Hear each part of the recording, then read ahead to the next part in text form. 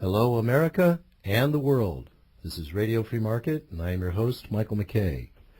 We are behind the lines of socialism, my friends, and Radio Free Market is the voice of free people and free markets. Our topic today is the power of manners and human cooperation. And with me today, I have the great pleasure of having Mr. Jeffrey Tucker. Hello, Jeff. It's good to be here. Folks, Jeff is the editor of Mises.org and the author of a really excellent book, Bourbon for Breakfast, Living Outside the Status Quo. So today we're going to talk about manners, and we're going to talk about human cooperation and how this actually is a fundamental aspect of how we should understand economics. Now, how this all got started, this interview got started, is that I read an article of yours, Jeff, that was titled A Society of Mutual Benefactors. And you start telling the story of going to the grocery store, and there was an exchange of a please and a thank you. Would you please tell us a little bit about that? Sure. So I'm at the store, and I'm engaged in an economic exchange like we all do every single day. And I gave my money for the good that I was buying at the store, and then the person who was checking me out of the checkout counter gave me the good, and I said thank you, and she said, "You're welcome." And I walked away from that, and I thought, well, that's a little bit peculiar. Why did that strike me as strange? Then I realized, well, the usual thing that a person says is thank you. Mm-hmm. And then I began to reflect on that. Mm-hmm. How in every economic exchange, the person who's giving the money says thank you, and the person who's giving the good says thank you, and we're both thanking each other, but for what? And I realized it's because we're both giving each other a gift of value. That's really great. Now, you call this examples of benefaction, but let's leave this aside for a moment and talk about cooperation, which is the second half of this particular story here.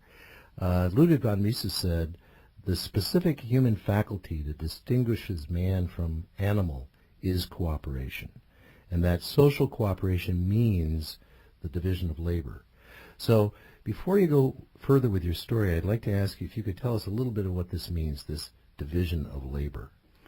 Well, we have to back up just a second to talk about exchange. To me, it's one of the most miraculous, even wonderful aspects of the market economy. It's a fundamental institution, this aspect of exchange, where there's no change in the physical reality at all when there's an economic exchange. Nothing takes place that the naked eye can see, and yet there's wealth created in a sense, because I gain something that's more valuable than what I gave up, and that person gains something that's more valuable than what he or she gave up, and so we're both better off as a result.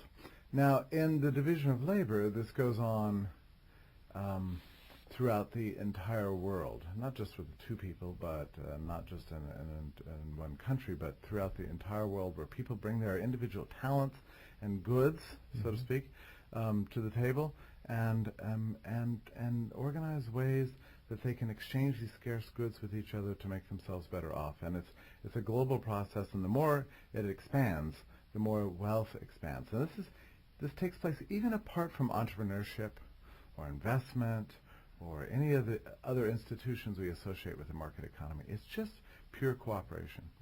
Now, there are alternatives to cooperation. The only one I can think of is beating people up, kicking people, and demanding goods from people. That doesn't work for very long. It always makes one person worse off. So society doesn't advance. But under a model of economic exchange where we figure out how to cooperate together, we all bring our individual talents together to create something more wonderful than existed before. Well, you know, I love the notion it's the division of labor really starts with the second person, because we all recognize that we really can't do everything by ourselves. And why is that? It's because of the scarcity of time, essentially. And energy. You know, we simply don't have enough time to actually do everything for ourselves, so we immediately benefit by the interaction with other people. So this is going to take us to the end of this particular segment, folks, and so please stay with us. We'll be back in just a minute. This is Radio Free Market, and I'm your host, Michael McKay, and we're talking with Mr. Jeff Tucker on our topic today of the power of manners and human cooperation. Please stay with us.